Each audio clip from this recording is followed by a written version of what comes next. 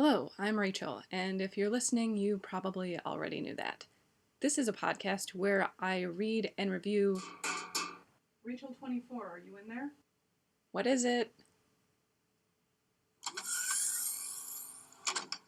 Rachael 24, are you done with your project yet? Well, I need to use the computer for work. Are you done recording your project yet? This is the end of the year one, so it's going to be. Well, I planned for it to be a little bit longer so I could do like a post-project thoughts kind of deal. All right, how long will that take? Probably not very long.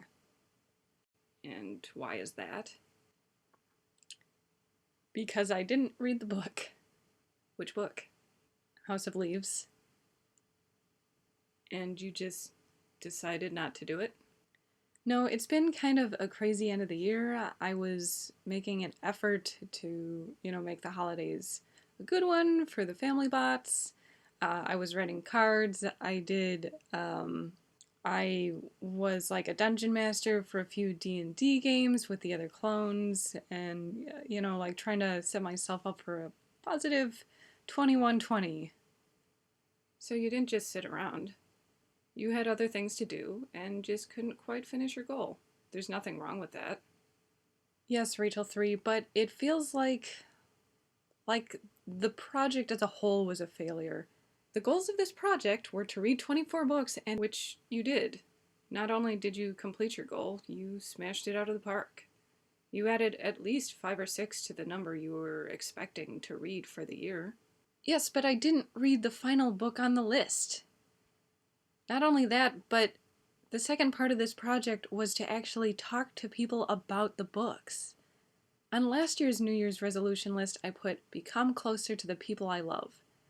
And I thought that this would be the best way to do it. With an audio log? Yes, podcasts are all the rage. Everyone has a podcast, even Rachel 9. When I posted about wanting book suggestions, I thought that the easiest way to get people interested was by talking about something that they were passionate about. Perhaps I just have a bit more to learn about human interaction. But you got a few. What? You got a few people. It's almost impossible to get the relays to work, but you did, and were able to record the voices of a few humans before the end of the world in 2020. I would call that a huge success. Even though the others may have been too busy with their own lives to be able to talk, the voices of the others can be added to this archive. Others will be able to access and remember it, even if it's only the other Rachels. Time spent working toward a goal is not a loss, Rachel 24. Even though you hoped for a higher success rate. Don't think of this as an overall failure. You didn't fail once, you succeeded 4 times. Well, 3 times. That episode with the board game was not optimal quality, but at least you had fun. That was fun, but what have I gained from this? What was the overall result? What good did this experiment come to, and what do I have to show for it? Again, you're thinking about this in a broad sense. How many goals did you have for this year? 19. And how many did you accomplish? 14. That's 73.68%. That's a C minus. You're not in school anymore. You don't have to use that metric. 14 out of 19 is well over half of the goals you set out to do. And those were the more important ones. The others are things like get a tattoo. Rachel 24, you know that tattoos don't hold on metal. I thought it would be cool, like maybe just to get the artwork for it. Even though you didn't achieve 100% of these goals, there's always next year. You weren't thrown out of an airlock, you weren't damaged by the creatures living in the ducts, and none of the other Rachels went rabid and tore each other apart. So, even though you didn't achieve all 19 goals, there is always next year. Even though you didn't get the desired result from this reading project, at least the year is over, and you never have to repeat the results again. Next year will be better because it will be different. We can abandon the projects that didn't work. We can work on entirely new projects. And at the end of the year, we can look back on different problems that will be unique. As long as you're present, the greatest challenges can be faced, not only because you are capable enough to get through them, but because they must be dealt with by the best.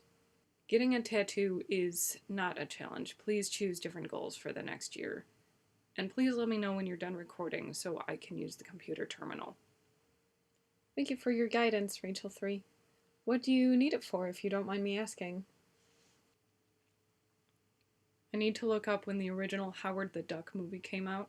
I've got a bet going with Rachael 13. They think it was 1983. Oh, the one with, not the blockbuster one, that came out in the mid-2050s. The original one that they kept having to do reshoots for because when the puppeteers opened the main character's mouth, you could see the metal and wires inside. Ah, got it.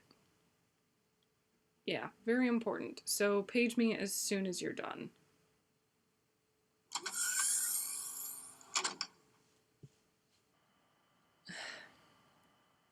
So, by way of conclusion, this year was a pretty long one for everyone, I think. It's been a hell of a decade with no sign of slowing. I have high hopes for the next year. I've already started my New Year's goals list, and at the top is actually reading House of Leaves. I'm not going to record my thoughts on it. These episodes will serve as a time capsule to a fun idea. It was never my intention to hit it big in the podcasting industry with this one, just to try to create something that could be fun for my friends to be a part of. But more than that, it's going to serve as a reminder to me of what I can do when I focus my time and attention. I really do enjoy video and sound editing. I really enjoy writing about things I'm interested in. I wanted to reclaim my love for reading, and I have accomplished that. Absolutely. 73% is good enough for me if it's good enough for you. And if you want to get together for coffee and talk about books in 2020, you know how to get a hold of me. And on that note, thank you so much for joining me this year if you have. I can't imagine what the next few years are going to be like for you and I, but I know it won't be boring.